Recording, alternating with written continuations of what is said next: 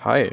Yeah, so I just wanted to show you this quad that I built, and I wanted to elaborate why I think it's a almost perfect beginner quad, as I think, yeah. And just wanted to go over the parts. So this drone uses Happy Model EX0802 25,000 kV motors, and I think those motors are for a at least 75 millimeter size. They are pretty great. I prefer them over 1002s, for example the RCN Power 22,000 kV. I think they are responsive and have everything you need.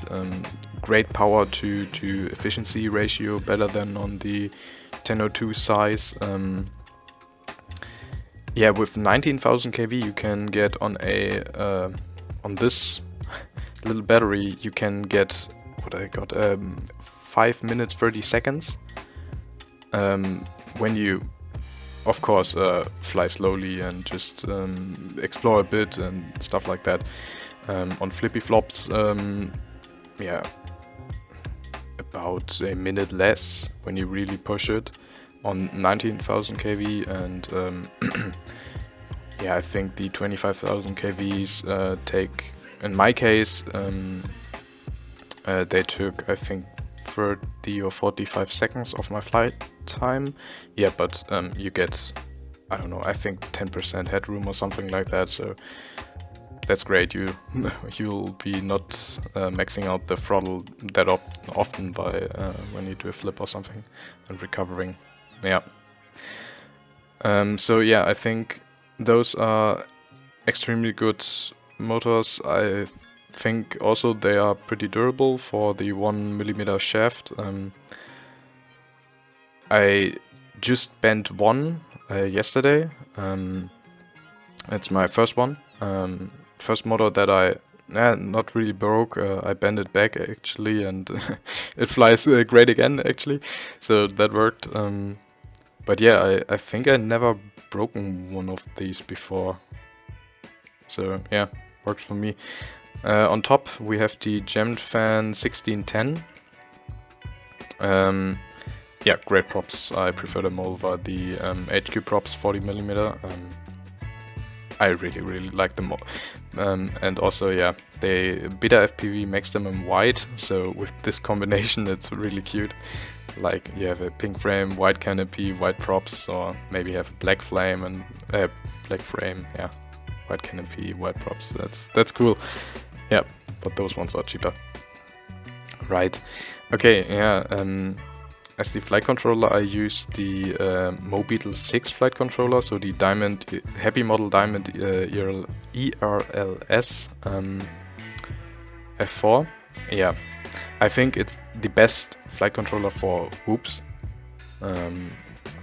because it has everything you need. It has a power switchable 400 milliwatt VTX. It has ELS receiver. Only bummer is it's built in and you can use features like flashing over Wi-Fi and stuff like that, but that's a trade-off. But it's ultra light, like 3.8 grams I think. And that's really great. I think it's a great flight controller, and it didn't fail me yet. So as the camera and canopy, I use the Beta FPV CO2 camera, and it comes with this canopy as well, which is the Meteor 75 canopy. And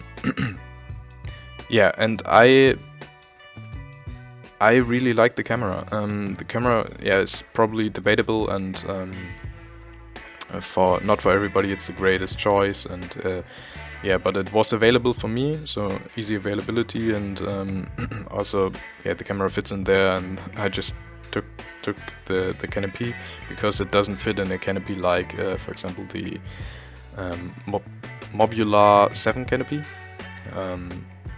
Yeah, so I just took that, shaved off a bit of material, and I think the canopy itself weighs 0.8 grams, which I'm quite happy with. Yeah, and also, yeah, it has a fixed angle, and I just, as I was learning, I shaved away some of that material and put the camera a bit more down. So yeah, that was because yeah, I needed a flatter camera angle so I wouldn't fly too fast and crash. But yeah, that's of course optional. But yeah, I like that camera. I really can't recommend the Roncam Nano 3 because I have lots of issues with it, and the newer batches of the Roncam Nano 3, yeah, I don't know, have a bad sensor, bad lens, or they have a different chip arrangement, and I don't know. My experience with it is extremely bad. Like the image flickers, and I was flying the other day with a Roncam Nano 3, and I couldn't see a big white wall in a welly lit room. Yeah, and that's just why I don't like it. Also, I think the colors are really bad. Yeah, and I like this camera. It's bad in low light, but when the light is good, it's perfect. Especially with a 16:9 with a 16:9 goggle, like for example the Eachine EV800Ds, like the big box goggles that transform into a screen. Yeah. So yeah, I like that arrangement, but yeah, also you can leave away the canopy and glue it to the front, for example, but yeah, not with hot glue because the camera gets extremely hot. I don't know why. Yeah, and probably the last thing is the frame. I love this frame extremely much because I crashed this drone a lot, and as you can see, it isn't bent at all. And yeah, I used Mobular or MobLite frames in the past, and they always bent. Like, they survived, I don't know, 1-2 weeks or something like that, and then they were completely bent. Like, when you put them on the table flat, they would stand off, and yeah, they are really bad.